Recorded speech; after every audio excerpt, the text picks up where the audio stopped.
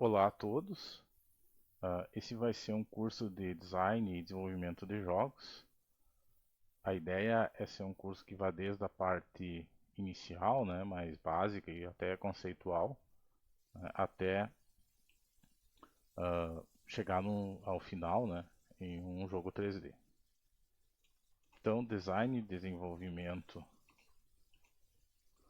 de jogos.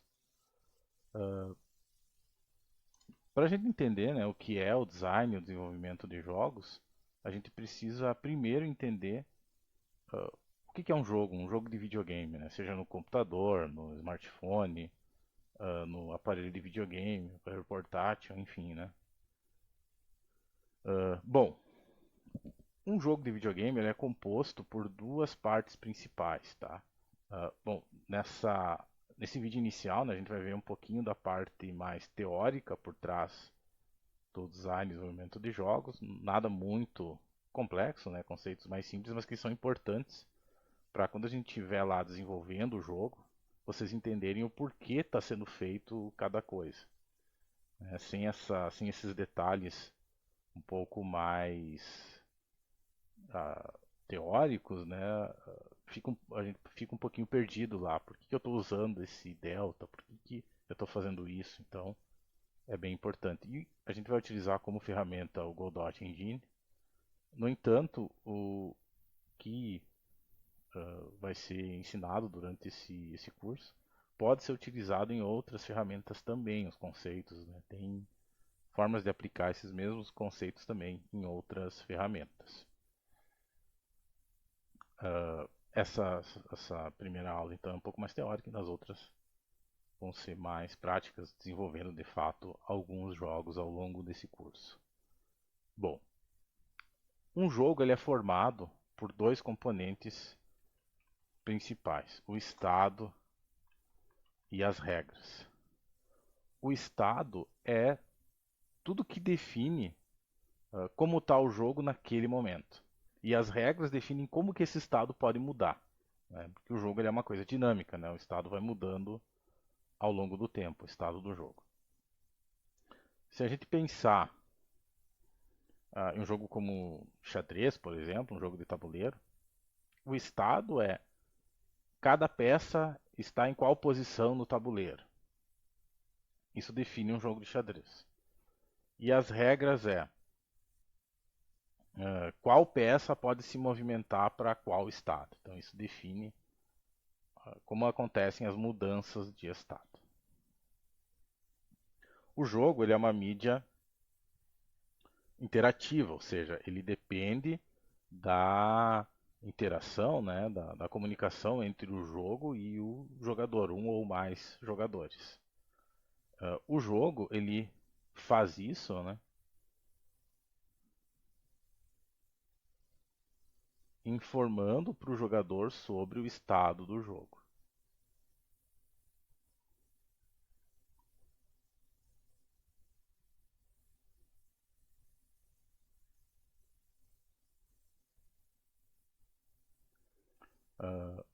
Só que ele não faz isso de forma necessariamente completa.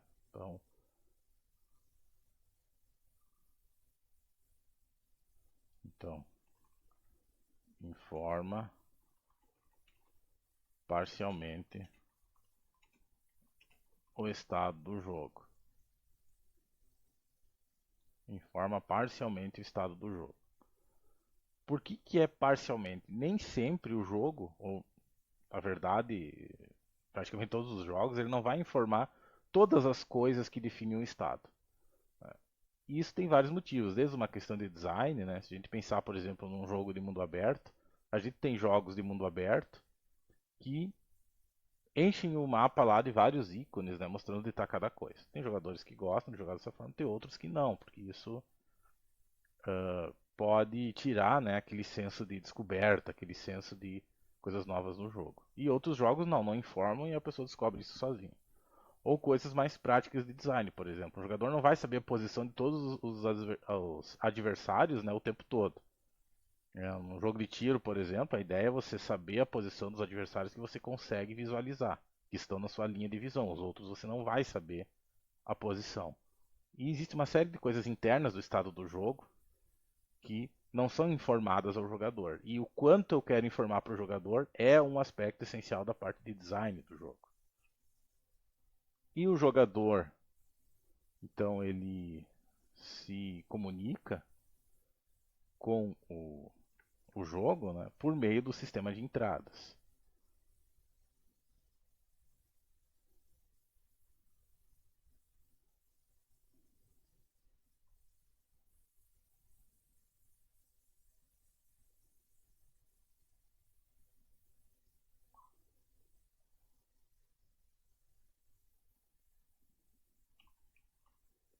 Então, o jogador comunica a intenção ou a ação que ele quer tomar, né, comunica a ação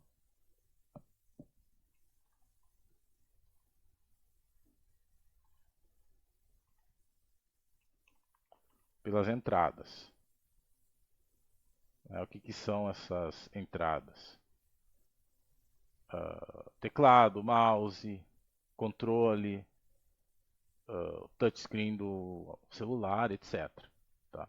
Então isso é a forma, né, como o jogo trabalha. Então ele tem uma certa quantidade de regras que definem como os estados mudam, informa o estado para o jogador e o jogador comunica essa ação, né, ao, ao jogo. Então ele fica continuamente nesse processo. Tá? Então isso basicamente define, de uma forma bem abstrata, o funcionamento de um jogo.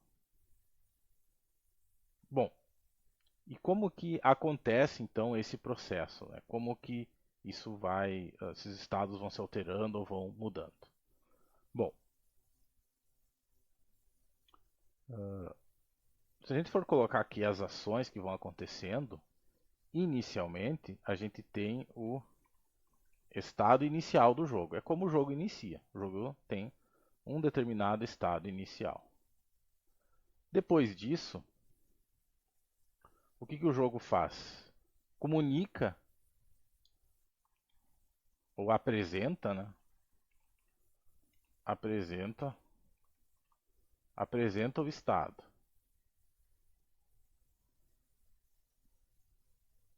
Apresenta o estado ao jogador.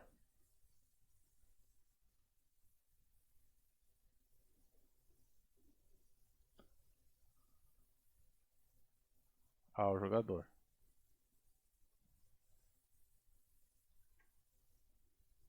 Aqui é o nosso jogador. E eu vou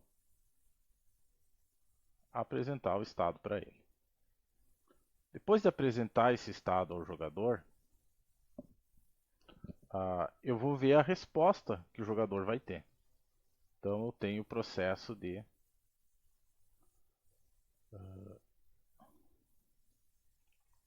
então o jogo, né, ele verifica a entrada. Ou seja, verifica se o jogador pressionou uma tecla ou não, né, se ele demonstrou a intenção de fazer alguma determinada ação no jogo.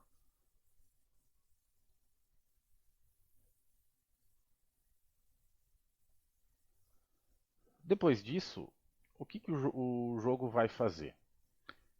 Ele vai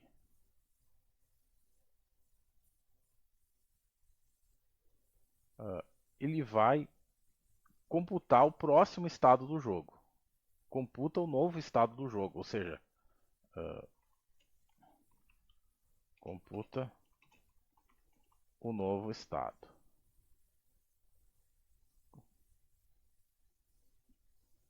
Vai alterar o estado do jogo.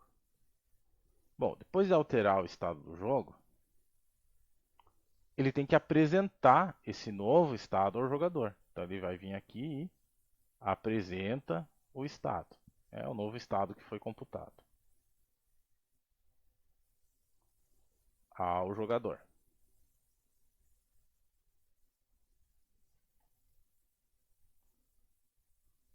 E ele vai de novo, né, verificar a entrada.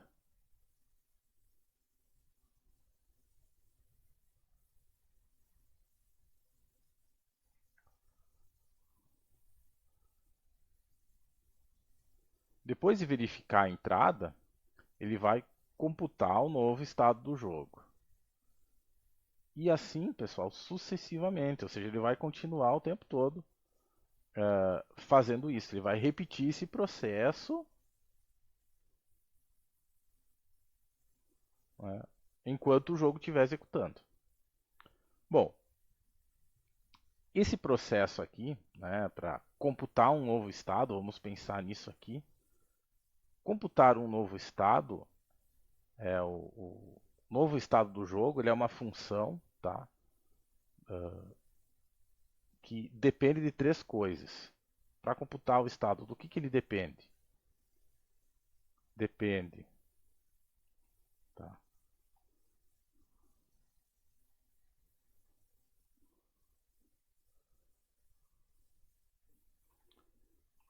do estado anterior,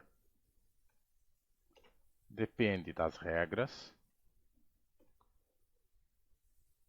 Deixa eu fazer aqui uma letra menor.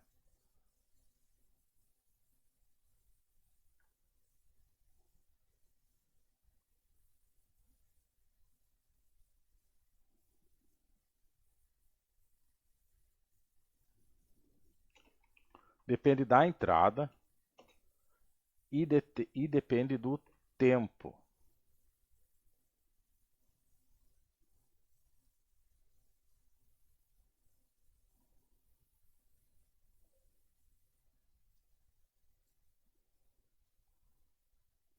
E depende do tempo.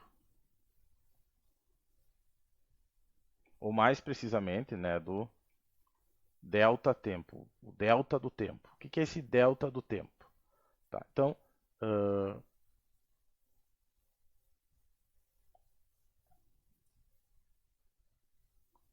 deixa eu fazer uma outra cor aqui. Ó, isso aqui, pessoal, tudo isso aqui, eu tenho acesso, né? Eu sei qual é o estado anterior, sei quais são as regras do jogo, sei a entrada, porque eu acabei de verificar, e o que é esse delta t, ou o tempo? Porque acontece o seguinte, mesmo que o usuário não esteja apertando nenhuma tecla ou mexendo em alguma entrada, se for um jogo em tempo real, né, tem um jogo que não é em tempo real, que ele espera o usuário tomar uma ação. Mas tem jogos que não. Se eu não tomar ação nenhuma, eu vou, eu vou perder o jogo, né? Eu vou falecer. Porque o jogo vai continuar alterando, mudando mesmo o estado dele mesmo que eu não esteja apertando nenhuma tecla.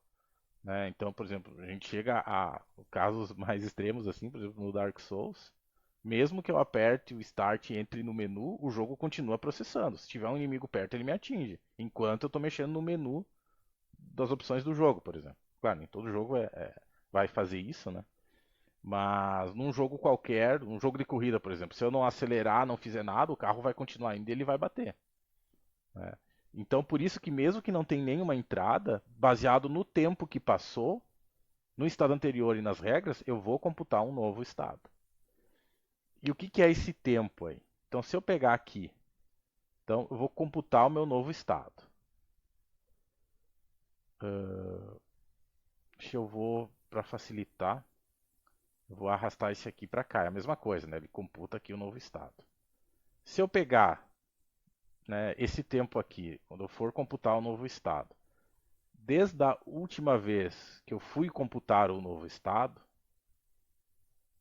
este tempo aqui, esse intervalo de tempo,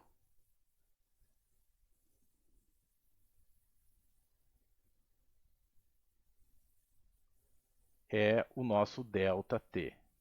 É o nosso ΔT. Esse intervalo de tempo aqui, porque notem que aqui as coisas vão repetindo. Ó. Computa o novo estado, aí apresenta o estado, verifica a entrada. Depois computa o novo estado, apresenta o estado, verifica a entrada. Ele vai ficar repetindo isso. Isso é o loop do jogo, que é bem importante a gente compreender. E toda a computação do jogo, a computação do novo estado, vai depender sempre desse ΔT. Tá? Essa é algo fundamental. Por exemplo, se a gente está falando de um jogo de 10 FPS, que roda 10 FPS, cada intervalo desse que repete o estado significa que ele calcula 10 frames por segundo. Frame é ele apresentar o estado para o jogo. Ele apresenta por meio de um frame, né? Apresenta por meio de uh,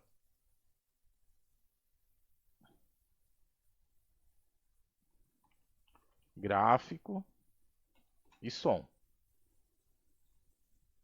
Esse que é o apresentar o estado do jogo. E ele faz isso 10 vezes por segundo. O jogo está rodando a 10 FPS. O ideal é rodar a 60 FPS ou 30 FPS, dependendo do tipo de jogo.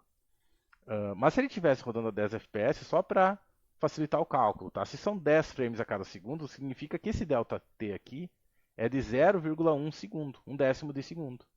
Significa que se eu tiver um carro aqui, tá? Um jogo de corrida, por exemplo, e estava nessa posição, se o carro estiver andando a 10 metros por segundo de velocidade, depois de um frame, no próximo frame do jogo, como o frame, se esse jogo tiver rodando a 10 frames por segundo, tinha jogos, os primeiros jogos 3D de carro rodavam mais ou menos nessa faixa aí, um pouquinho mais, né? Era bem complicado.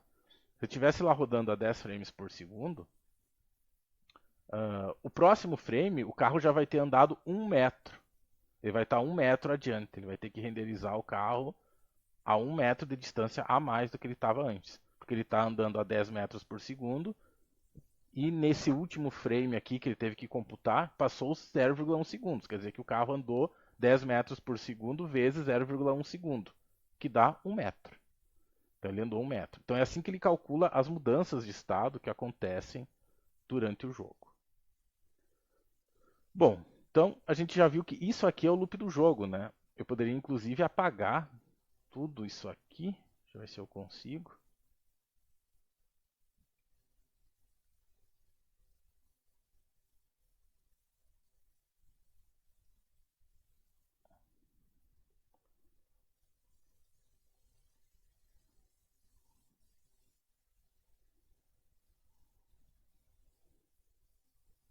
E eu poderia continuar aqui, ó.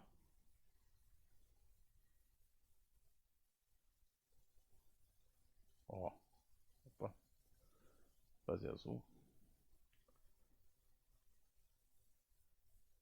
Ó, isso é o loop do jogo. Aqui tanto faz a ordem, tá, pessoal? Poderia estar apresenta o jogo primeiro, verifica a entrada e computa depois. Tanto faz. Mas o que ele está sempre é fazendo isso aqui. Essas três operações: computar o estado, apresentar o estado e verificar a entrada. Esse é o que a gente chama do loop do jogo. Bom, sabendo isso, esse processo aqui, o que vai mudar de jogo para jogo, né? Então, o que é um motor de jogo? A gente já falou aqui no início sobre motores de jogos. Existem vários processos aqui, por exemplo, para computar um novo estado, o que eu vou precisar? Calcular a física, né? Calcular inteligência artificial para saber para onde os inimigos se moveram, que jogada vai ser feita, etc. Para apresentar o estado, eu preciso fazer a renderização, toda a parte gráfica. Verificar a entrada, eu tenho que ter funções que leem teclado, mouse, o controle do videogame, o touchscreen do celular e a rede também, porque se for um jogo via rede, eu vou estar recebendo entradas via rede. E todos esses processos, eles não mudam muito de um jogo para o outro quando eu vou escrever um jogo. Então, para mim não escrever um jogo do zero, repetindo tudo isso, essa parte de programação, o que o motor de jogo faz é justamente calcular essas coisas que são básicas e que tem na maioria dos jogos, como física, alguns processos de inteligência artificial, a renderização, etc. Então essa base de código, digamos assim, já está pronta, esse processo, e a gente só vai colocar no jogo, como código novo, as coisas que são específicas do jogo. Aquelas regras que são específicas para aquele jogo. E não repetir tudo que já foi criado, digamos assim. Então, por isso que existe um motor de jogo, para evitar isso. Mas internamente o motor de jogo está fazendo todos esses processos. É importante entender isso para a gente poder comunicar de forma correta para o motor de jogo o que a gente quer fazer com o jogo, né? E ter uma noção melhor de quando a gente insere um código lá dentro do motor de jogo, por que a gente está colocando esse código lá. Bom, então isso era para esse vídeo inicial. No próximo vídeo a gente vai começar a projetar, fazer o design do primeiro jogo, um jogo bem simples, e aí começar a implementar ele no Godot Engine. Então, muito obrigado pela atenção de todos.